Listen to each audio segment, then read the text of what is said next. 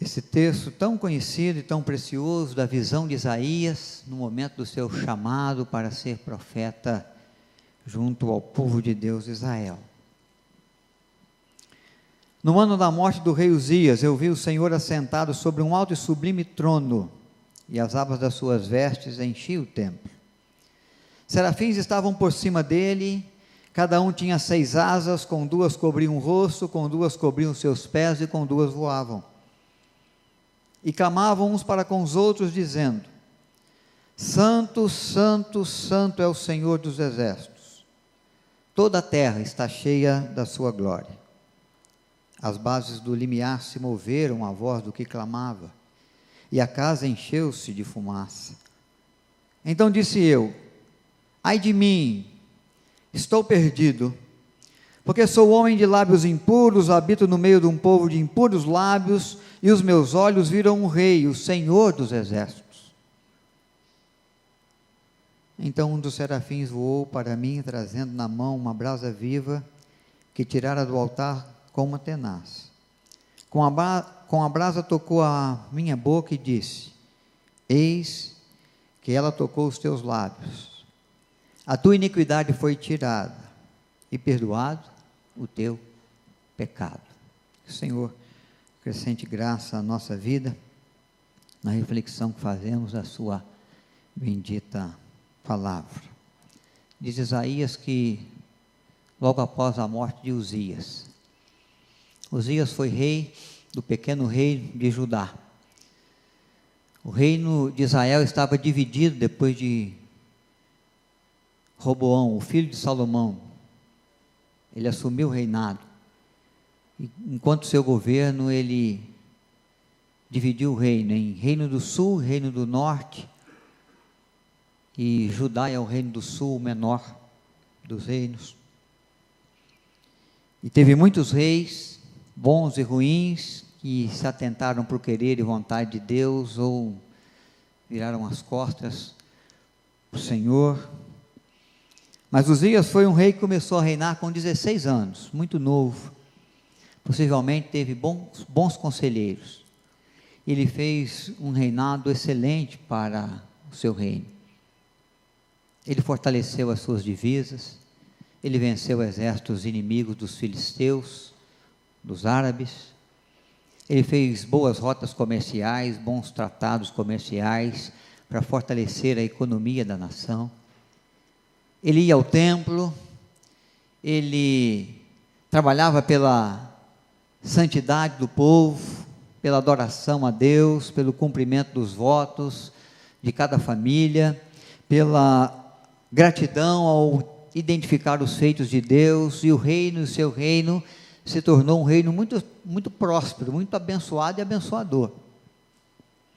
E ele reinou por 52 anos.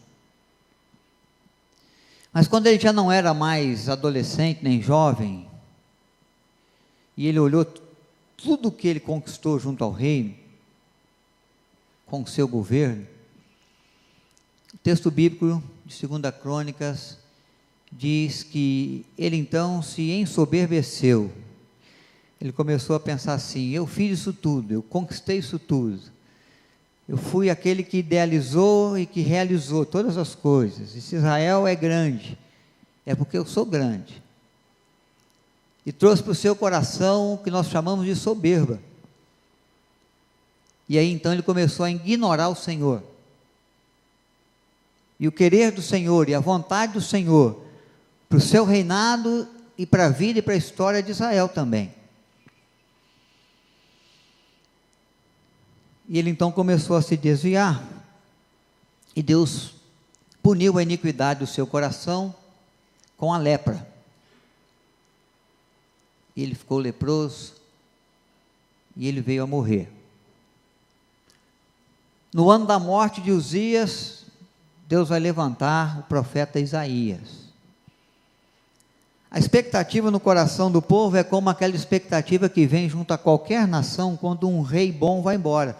Porque apesar dele se rebelar contra Deus no final da sua vida, ele é um rei que fez bem a Israel, tinha um bom histórico, um bom governo. E as interrogações surgiram, porque agora ele já não estava mais no trono. Quem vem, vai ser bom ou vai ser ruim? Quem vai fazer os decretos? Quem vai governar as cidades? Quem vai administrar os projetos? Vai ajudar? Vai ser justo? Vai pensar no povo? Vai pensar em si mesmo? Vai maltratar o povo? Vai trazer impostos pesados? Vai fazer as contas e deixa que agora eu espremo o povo para pagar? Como é que vai ser? Uma interrogação muito grande, uma incerteza muito grande ia no coração de muita gente. E Isaías é chamado então, nesse tempo de incerteza, de insegurança, pelo Senhor para ser profeta. Mas há uma declaração muito preciosa, que serviria para nós meditarmos numa outra oportunidade também, mas que já serve como uma lição de Deus para nós. Quando, na morte do rei Uzias, Deus dá a Isaías a oportunidade de contemplá-lo, a primeira coisa que ele vê é que Deus está sentado no seu trono. É como se Deus dissesse para Isaías assim: o trono de Israel está vazio, Uzias já se foi, mas o trono do Deus de Israel continua bem ocupado, e continua sentado no meu trono, fique tranquilo. O Deus majestoso, que estabelece reis e derruba, o Senhor forte nas batalhas, aquele Deus que promete ajuda e companhia, serei contigo por onde quer que andares, continua reinando soberanamente. Uzias se foi, eu não. É como para dar ao profeta um ânimo, e o chamado dele para Isaías vai ser como dizer: eu continuo na história, eu continuo zelando pelo meu povo. Então, só abrindo um parênteses, se você algum tempo olhar e ver que não está mais lá aquele que te ajudava, ou olhar e perceber que não há mais estratégias nem planos dentro daquilo que você estabeleceu para a sua vida, para a sua casa, para o seu trabalho, para a sua caminhada, lembre-se, o Senhor Deus está lá. Ele não deixou de contemplar a sua vida, Ele não deixou de ser soberano da história. Nós podemos contar com o Senhor. Quando nos falta aqueles em quem nós confiamos por um tempo, ou quando nos falta aquilo que nos deu uma certa segurança para chegarmos até aqui, nosso Deus continua presente e continua atuante também. Mas Isaías então vai estar face a face com o Senhor agora. Ele vai contemplar Deus no seu trono, e a primeira coisa que ele vê é a majestade santa de Deus. Deus está no trono, Ele reina, e Ele é santo. Quando ele tem essa visão, algumas lições esse texto pode nos trazer, porque nós também nos colocamos diante da face da majestade santa de Deus. A cada momento que você fecha os seus olhos e ora, você está se lançando diante da face de Deus, daquele que é soberano, daquele que reina e daquele que é santo. Quando você reserva um tempo para cultuar, para adorar a Deus, como nós estamos fazendo aqui à noite, hoje, nós estamos nos colocando diante da majestade santa de Deus. Estamos apresentando a nossa vida, os nossos sonhos e projetos, mas também as nossas mazelas, os nossos erros, os nossos sentimentos, os pensamentos que passam na nossa mente. Nada fica oculto ao Senhor. Você consegue ocultar de mim, mas Deus está contemplando tudo com muita clareza. Então nós sempre estamos diante da face de Deus. É por isso que as lições que Isaías aprende aqui, elas servem muito bem para nós. Primeira grande mensagem desse texto é que Isaías contempla um Deus majestoso e santíssimo. Quando os autores hebraicos, ou mesmo do grego, no Velho e no Novo Testamento, queriam intensificar um sentimento, uma qualidade ou característica em alguém, eles simplesmente repetiam a palavra. Quando nós vemos Isaías dizer aqui, santo, santo, santo é o Senhor dos exércitos, é como se fosse proclamado, Deus não é só santo, Ele é santíssimo. Ele é santo na sua totalidade, Ele é santo na maior intensidade de santidade que o ser humano pode imaginar que exista.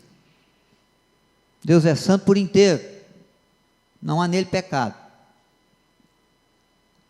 não há nele injustiça, não há nele erro. Você pode vasculhar, pode olhar os seus feitos, seus tremendos feitos, pode buscar aí os sentimentos que Ele expressa. Nosso Deus, Ele é perfeito, Ele não comete erros, e a sua santidade vem de ser Ele justo em todos os seus caminhos, em todas as suas ações, em tudo que realiza e que planeja realizar ainda. O termo santo significa separado. Então é como se Isaías estivesse contemplando o Senhor e pudesse ver no Senhor aquele que está separado de qualquer corrupção humana. Deus não se corrompe e Ele não pode ser influenciado também pela corrupção. Deus está longe de toda injustiça humana, separado de qualquer injustiça. Ele não é injusto. E Ele de maneira alguma se influencia ou se deixa conduzir pela injustiça em qualquer momento, em qualquer tempo. Isaías está contemplando o Senhor e está chegando à conclusão de que ele está diante de um Deus que não se vende. O ser humano acredita que o homem ele tem um preço, homem e mulher. É só achar o preço certo, mas ele vai acabar se vendendo, vai acabar se corrompendo, vai acabar se entregando. Se você achar o contexto certo, ele vai acabar cedendo, ou ela. Deus não tem proposta que seja para o Senhor indecente o bastante para tentá-lo a ser injusto, ou a mercadejar, vender, trocar, combinar, acertar um contrato de bênçãos para esse ou para aquele.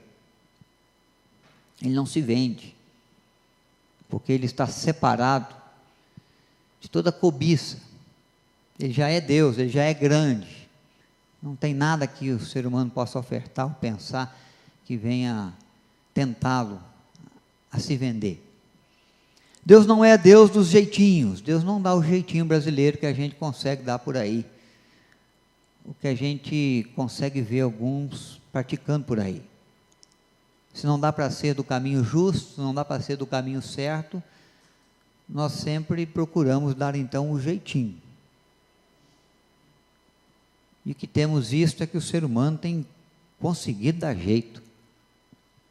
Ele passa em cima desse, ele burla a lei, ele encontra os furos na lei, e ele consegue corromper as pessoas, ele consegue comprar as pessoas, comprar os cargos, ganhar os projetos na corrupção, nas propostas financeiras, nos acordos, medonhos, podres, sujos, negros às vezes.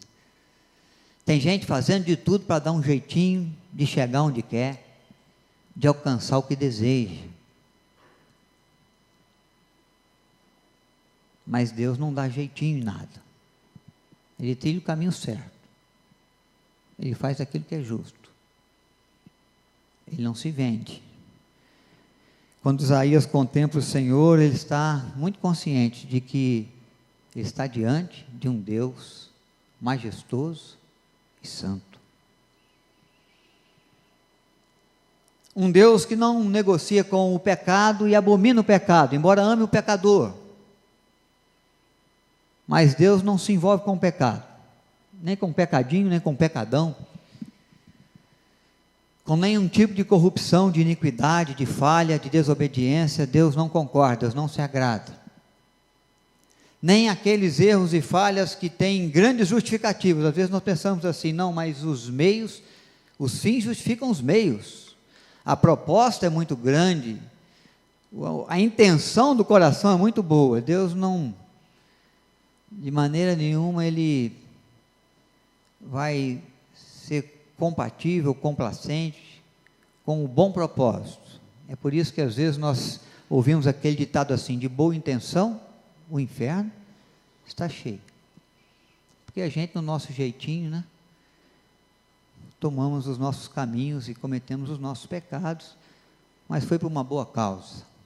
Imaginamos, Deus, nem sendo por uma boa causa, nem assim Ele não se agrada do pecado que cometemos, da iniquidade que praticamos. Ele não acha que tem que se fazer só o certo. Ele acha que tem que fazer certo e do jeito certo. Não é só a proposta final que vale, é o caminho que trilhamos para chegar lá também. Então Isaías está diante desse Deus, que não partilha de trevas. Onde a luz de Deus chega, as trevas se afugentam, vai embora. Não há como ele estar num local, num coração, numa vida e a metade da sala está clara, a outra metade está escura. Quando você acende a luz lá da sua sala, quando a luz brilha, as trevas vão embora. Não tem situação, não tem circunstância que Deus seja complacente para dizer assim, não, vamos aceitar aí um pouco da escuridão e das trevas, é só por um tempo, é só por uma situação ou circunstância, é só por algum momento, é por uma boa causa, não, e vai valer a pena, eu vou tolerar a escuridão por um tempo. Não, Deus não tolera as trevas, porque luz e trevas não andam juntas, não se misturam, e Deus é luz, como o sol que brilha na força do meio-dia. Não tem jeito da noite chegar aí. Ela tem que esperar o momento dela. E diante do sol, da justiça de Deus, Isaías contempla que não há lugar para a escuridão.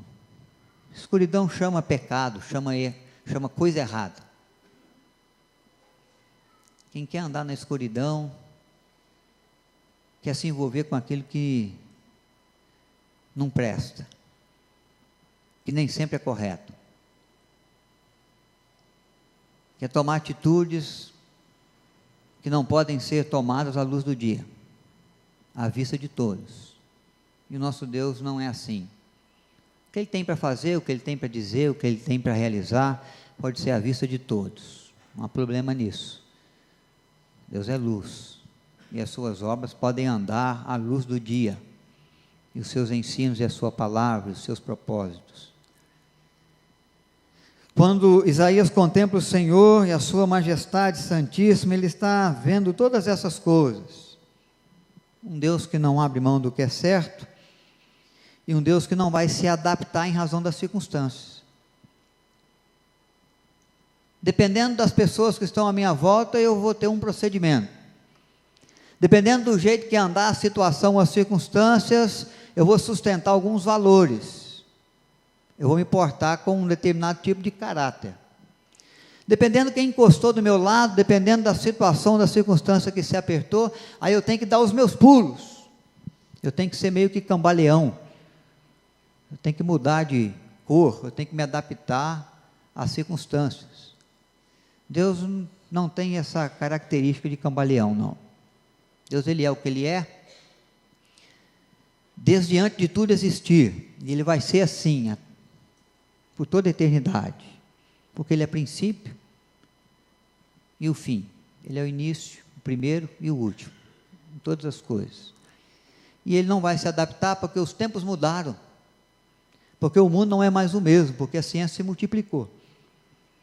Isaías não via isso em Deus quando contemplava. Um Deus que, dependendo da circunstância, permitia algumas coisas. Falava de determinada maneira e jeito.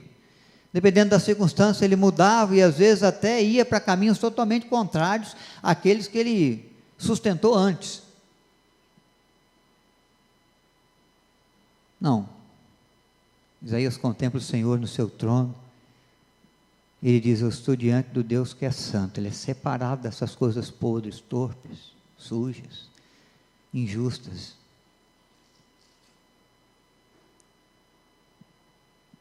É a primeira lição que ele nos dá. Você sempre está diante de um Deus assim, que pensa assim, que age dessa maneira. E não pense você porque o tempo correu, Deus mudou, Deus se adaptou, porque o mundo é outro, porque o ser humano hoje está pensando outras coisas, e aquele Deus lá do tempo quadrado já passou, hoje nós estamos redondos. Uma outra lição, irmãos, quando nós chegamos diante da face de Deus, é o que Isaías então chega na conclusão com respeito a ele mesmo. Face a face com a majestade santíssima, nós tomamos consciência dos nossos pecados, da nossa impureza. A expressão que ele vai usar é: ai de mim. O ai de Isaías soa o contrário do bem-aventurado. Bem-aventurado é quando você se sente assim, abençoado, feliz, contente com a situação, por estar vivendo aquela situação, por estar contemplando aquelas coisas. Você é um bem-aventurado. O ai que Isaías menciona aqui não é o ai de mineiro, é aquele da consciência de que está perdido,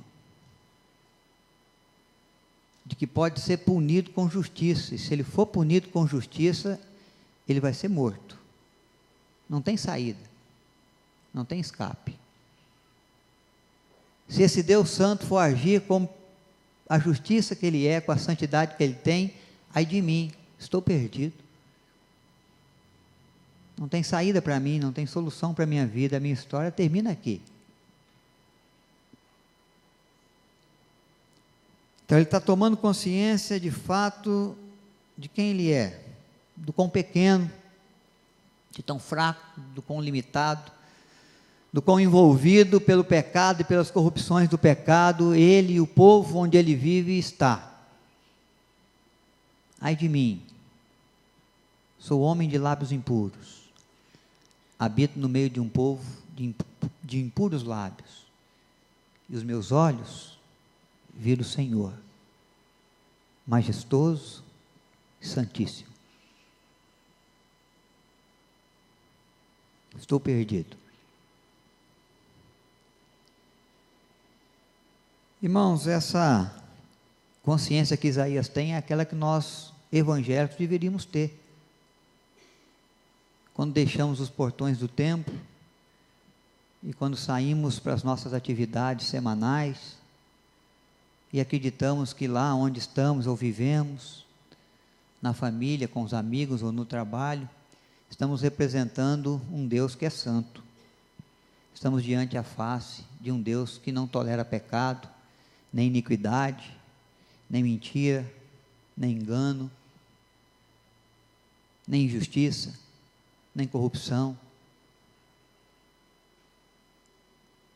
Antes combate todas essas coisas, e enfrenta todos os desafios, fazendo o certo do jeito certo, sem dar jeitinho nenhum, sem se adaptar a essa ou aquela circunstância,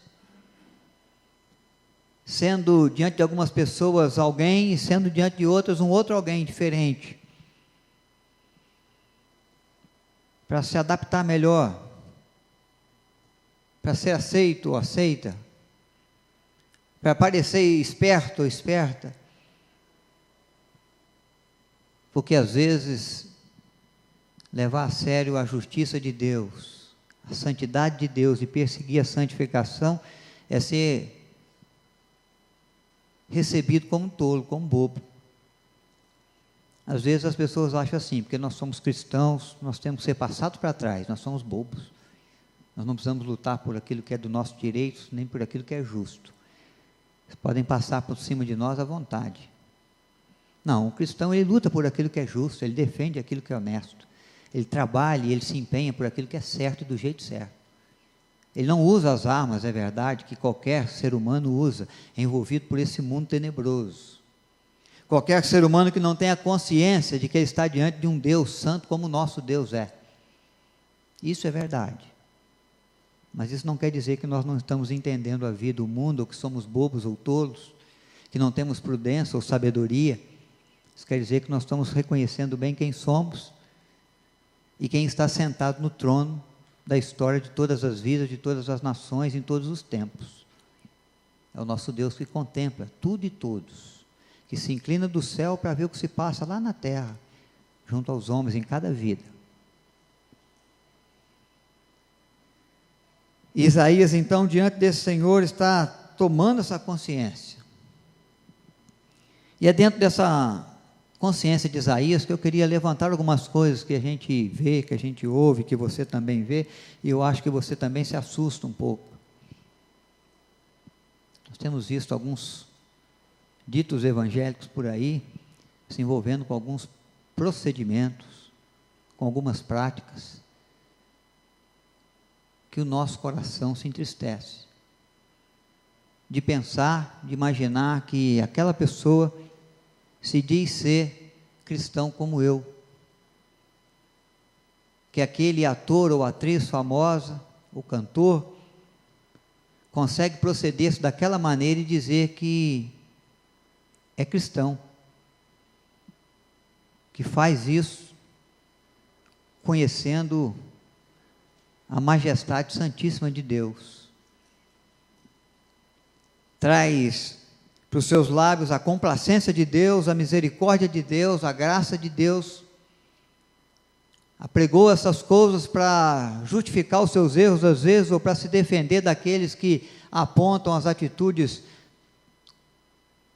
corruptas e injustas que praticam, procedimento tão distante do separado, do santo, mas se esquece de que nosso Deus, ele é justo, de que ele abomina o pecado, de que em razão do pecado ele não poupou nem mesmo o justo, antes puniu em Cristo o justo, como nós cantamos, o nosso Cordeiro Pascual, em razão dos nossos pecados, e nesse tempo teve que se ausentar dele, e o Senhor Jesus clamou: ai de mim, Senhor, meu Deus, por que me desamparastes? Porque agora estava diante do Deus Santo, levando sobre si a nossa impureza, o nosso pecado, a nossa iniquidade, a nossa transgressão. Foi o castigo que nos trouxe a paz. Pelas suas pisaduras fomos sarados.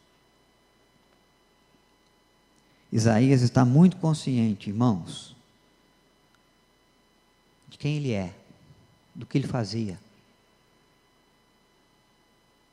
A presença de Deus traz clareza para ele entender o seu procedimento. E é aí que nós devemos, às vezes, avaliar o nosso mau uso de alguns recursos, de algumas situações ou circunstâncias, porque às vezes nós usamos bem alguns recursos, se entendêssemos que podíamos usar como todo mundo usa, mas quando avaliamos o nosso procedimento, o uso que fazemos do tempo, dos recursos financeiros, da vida que Deus nos dá, dos dons e talentos que Ele confia à nossa mão, das amizades que Ele nos traz, da família que Ele nos trouxe, nascemos nela, instituímos a nossa família, recebemos os nossos filhos, Mas quando nós vamos observar algumas das nossas ações, decisões, escolhas, no contexto da nossa vida, olhando e contemplando a face de um Deus majestoso e santo, nós vamos perceber que nós não deveríamos fazer assim como todo mundo faz, que a nossa ação devia ser diferente e diferenciada.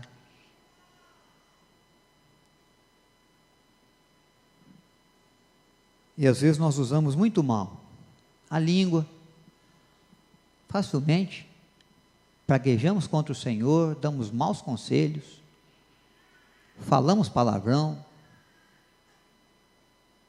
Às vezes nos assusta ver o linguajar dos nossos jovens, dos nossos adolescentes, das nossas crianças, dos nossos anciãos, porque algumas palavras que não são comuns aos da fé, e que estão muito comuns na pronúncia, na fala, no convívio com as pessoas, no retratar das ideias, daqueles que mesmo sendo chamados cristãos, evangélicos, nas suas falas por aí.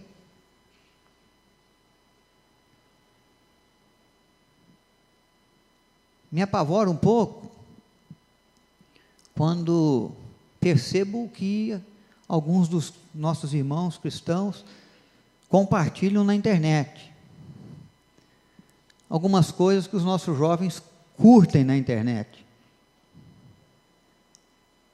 Um dos mais preciosos veículos e recursos de comunicação são as mídias sociais. Vocês sabem disso mais do que eu, que nisso aí posso me dizer e me chamar até de um dinossaurozinho.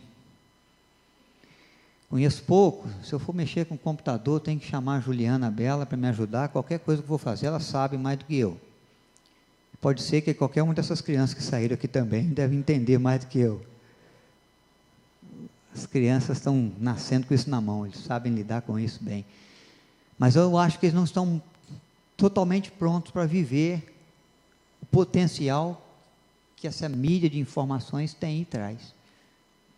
Porque às vezes nos assusta um pouco ver o que é compartilhado, o que é curtido, o que é falado, o jeito que é falado.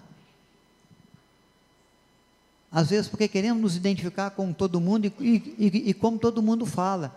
Queremos ser aceitos ou queremos vender o nosso perfil aí de uma pessoa que todo mundo vai gostar desse tipo de gente. Mas o que adianta todo mundo gostar se Deus não se agrada? Se Deus não gosta? Se Deus não curte? Se Deus não compartilharia? Então, o que eu chamo a atenção é que Isaías, quando chega diante de Deus, ele considera as suas atitudes, com o que ele estava envolvido, com as palavras que saíam da sua boca, com os pensamentos que passavam na sua mente, com os sentimentos que brotavam no seu coração, e diante da santidade de Deus, ele fala: ai de mim, estou perdido, agora sim, agora é o meu fim, porque em razão daquilo que eu faço, com aquilo que eu me envolvo, nos projetos que eu tenho, nos pensamentos que passam na minha mente, e a minha face contemplar um Senhor que é santo, que é justo, que está sentado no trono, e eu tendo que agir diante desse Deus, e Ele contemplando com clareza todas as minhas ações, e todos os propósitos que me levam a agir desse ou daquela maneira, ai de mim, é o fim. Essa consciência que Isaías tem, às vezes nós não temos. Quando mentimos para sermos favorecidos num negócio. Quando agimos, às vezes, dando o nosso jeito, o jeitinho brasileiro, na intenção de facilitar a nossa caminhada, ou de alcançar com maior facilidade aquilo que Deus diz que vai ser com suor e lágrimas. Com o suor do seu rosto comerás o teu pão. É isso que é justo e certo. Então é a contemplação que Isaías tem da sua vida agora ao contemplar a santidade de Deus. E que às vezes tem faltado a nós evangélicos. E que não faltava, acho que não numa intensidade dessa, aos crentes do passado. Que tinham mais respeito, que tinham mais credibilidade, que chegavam em determinados locais e eles falavam: vamos parar com isso aí, porque agora chegou um crente aqui. Vamos mudar de assunto, porque esse assunto aí, fulano não agrada, ele não participa. Vamos parar por aqui, ele não gosta. ela não gosta, ela não conversa desse jeito, ela não fala esses palavrões, ela não se envolve com essas mentiras, ela não é gente de fofoca. Então o Senhor está diante de Isaías, está dando a Isaías a oportunidade de identificar melhor a face de Deus e olhar para dentro da vida dele e identificar melhor quem ele é e o que ele estava fazendo. Ele está tomando consciência das oportunidades, de como ele tinha agido nas oportunidades, dos recursos que surgiram, de como ele gastou os recursos, do trabalho que foi realizado, das propostas que ele teve, e qual foi a intenção dele quando fez aquilo. E às vezes até a proposta é boa, mas o que nos leva a fazer é pecaminoso. E olhava para os cargos que Isaías podia ocupar, as posições sociais que ele já vinha, ele já era influente na sua nação, ele já tinha influência junto às pessoas, pelo seu procedimento, e ele para e ele começa a observar, fala assim, agora diante de Deus, eu estou vendo aqui que com fulano, com Beltrano, eu agi muito mal, eu fiz uso da minha posição para pisar nele, para maltratar ela, para sangrar aquele funcionário, aquele amigo, eu menti para me dar bem, entre aspas. Então, irmãos, é a consciência que está diante da face do Deus majestoso e santíssimo traz para Isaías e para nós. Ai de mim, sou homem impuro, habito no meio de um povo de impuros lábios. Cada ano que passa, o povo que nos cerca, desta nação ou de outras nações, trazem lábios cada vez mais impuros, pensamentos cada vez mais torpes, propostas cada vez mais corruptas e indecentes, impróprias, envolvidas pela escuridão, pela treva, pelo pecado, pela iniquidade.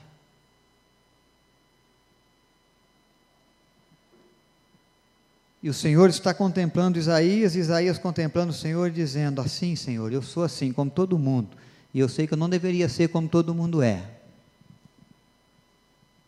e meus olhos agora contemplam o Senhor, e eu estou temendo e tremendo, ai de mim. Se saímos, irmãos, pelas ruas essa semana, e de vez em quando nós tivemos a reação que Isaías tem, eu já vou ficar muito satisfeito, e acho que Deus muito contente, se percebermos, o que pensamos, o que falamos, como fazemos, e de repente nos depararmos, não, estou diante de um Deus que é santo, não pode ser assim, eu não posso burlar ninguém, não posso me aproveitar de ninguém, eu não posso tratar assim o meu cônjuge, o meu pai ou a minha mãe, eu não posso ter esse procedimento na escola, eu não posso fazer isso com o meu amigo, minha amiga, eu estou diante do Deus que é santo, está contemplando a minha vida, e meu andar tem que ser de santidade,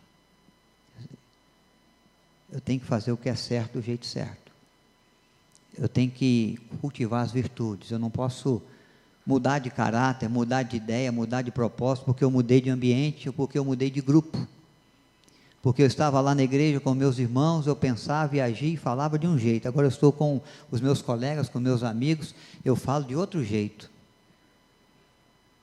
E se o pastor está ficando meio atemorizado aí, com algumas coisas que vê lá pela internet, aí queria ficar perturbado se ele participasse da minha conversa aqui.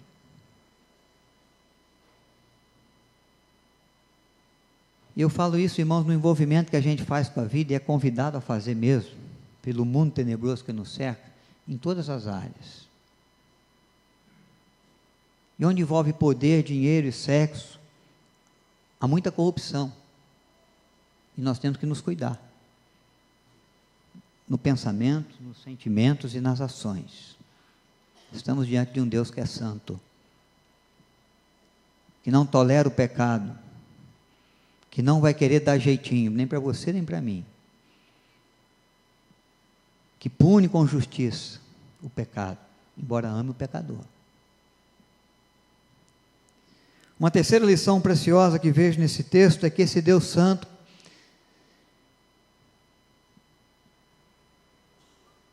em cuja presença Isaías toma consciência de quem ele é o Deus que transforma. É o Deus que transforma.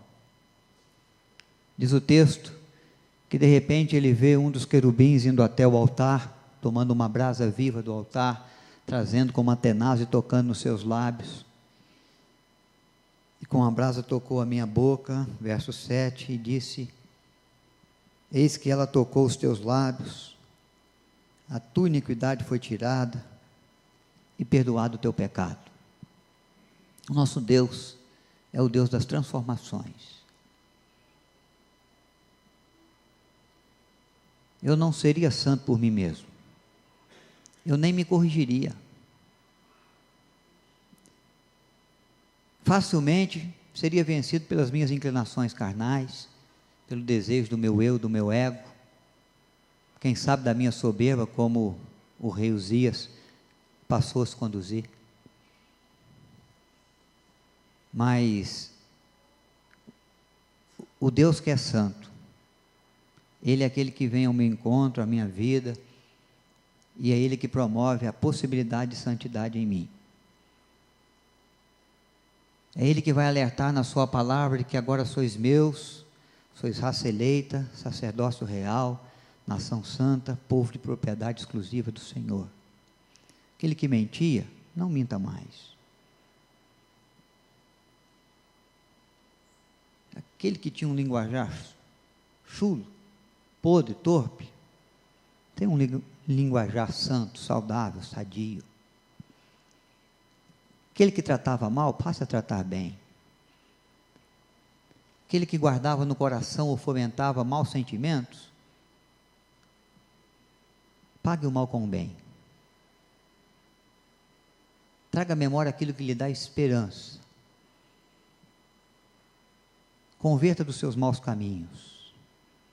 Tome a sua cruz, negue-se a si mesmo e siga-me. Isaías estava assumindo o oficialato de profeta, mas ele já era do povo de Deus. Deus já considerava Isaías um servo. E agora o Senhor então vai dizer para Isaías: não em razão de quem você é, não em razão das inclinações carnais que você tem, não em razão do histórico da sua vida, das influências que você recebeu do mundo, das muitas marcas, das pisaduras, de todos os traumas que você viveu, mas é em razão daquilo que eu posso fazer, em razão da minha atitude de te purificar. Eu vou tirar de você o coração de pedra, vou colocar um coração de carne. Eu vou colocar em você o meu espírito e vou fazer com que você seja capaz de observar os meus mandamentos e guardar os meus estatutos e juízos e vencer aquilo que te vencia, que eu chamo de pecado, e de suportar as provas e as tentações do diabo e do inimigo e sair vitorioso diante das provas, para que o diabo seja afugentado diante de vós. Porque eu, Senhor, sou aquele que vem na sua direção para te transformar. Agora você está em Cristo, você é nova criatura. Coisas velhas vão ficando velhas e para trás. Coisas novas vão surgindo na sua história. Aquilo que você não podia, agora você pode. É o meu amor que se manifesta, é o meu perdão, é a minha salvação, é em razão do sangue que verti na cruz do Calvário, e agora você há de ser purificado de todo pecado. É vida nova, é novos valores, são novos propósitos, é vida com o Senhor, é vida diferente, é vida diferenciada, é vida santa, porque o seu Senhor é santo, o seu Deus é santo. Nós podemos nos tornar melhor, irmãos. Nós podemos vencer o pecado que nos vence.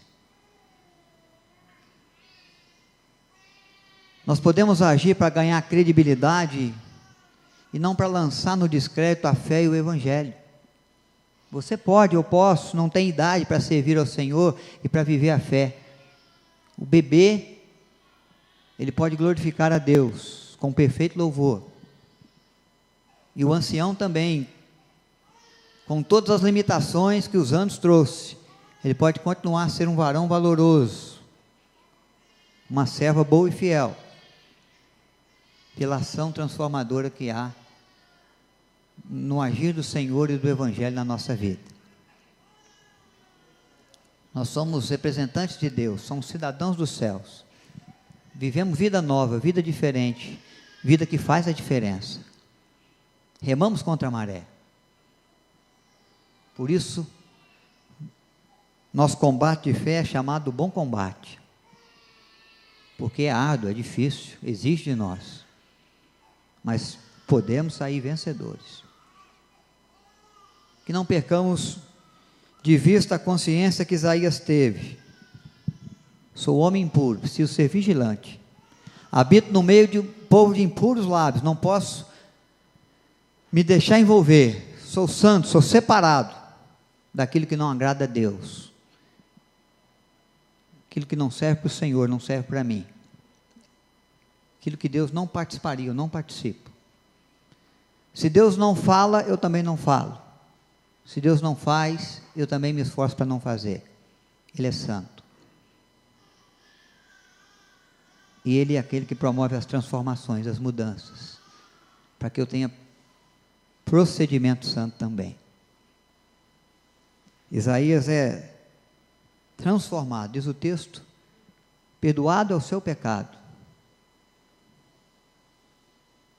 e a sua iniquidade é tirada, você está purificado.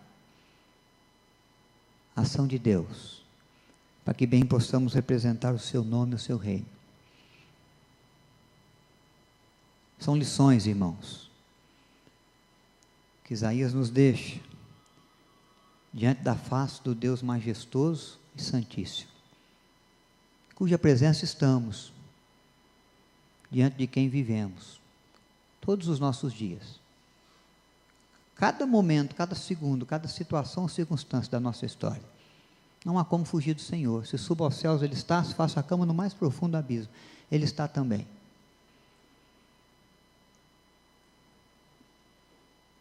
E Ele espera que tenhamos consciência, porque Ele quer nos transformar naquilo que precisamos ser transformados. Ele quer que nos tornemos melhor naquilo que precisamos ser melhor. E podemos ser melhor. Porque Ele espera dos seus santos um viver diferente e diferenciado. Porque através da nossa vida cresce o seu reino. Através da nossa vida ganha credibilidade o seu nome. E é por isso que o Senhor às vezes se manifesta, para que quem sabe possamos tomar consciência, sermos alertados e dizer: ai de mim se continuar assim. Ai de mim, dos meus lábios impuros, da minha mente torpe, do meu proceder mundano, do meu andar em trevas, da minha característica de poder me adaptar às situações e às circunstâncias como um cambaleão, mudando as estratégias, mudando o caráter, mudando os princípios, os propósitos. Ai de mim. Que Deus promova, irmãos, na sua graça e bondade, as mudanças e as transformações que precisamos, para nos tornarmos melhor, para sermos servos melhores, para representarmos melhor aquele que morreu por nós, que não mediu esforços, para levar sobre si o nosso pecado, a nossa culpa, a nossa iniquidade. Nós vamos ouvir o nosso coral com mais um dos seus hinos, enquanto assentados refletimos, oramos, buscamos o Senhor, que a graça, a bondade do Senhor nos